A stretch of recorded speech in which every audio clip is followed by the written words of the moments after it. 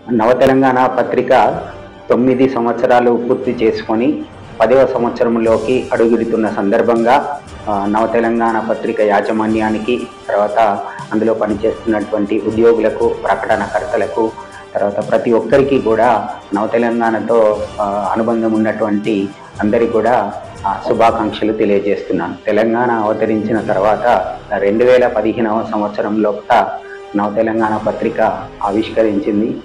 తనకుంటూ ఉన్నటువంటి ప్రత్యేకతను నిలుపుకుంటూ దినదిన ప్రవర్ధనమవుతూ తెలుగులో ఒక మంచి ఉన్నత పత్రికగా ఎదుగుతోంది.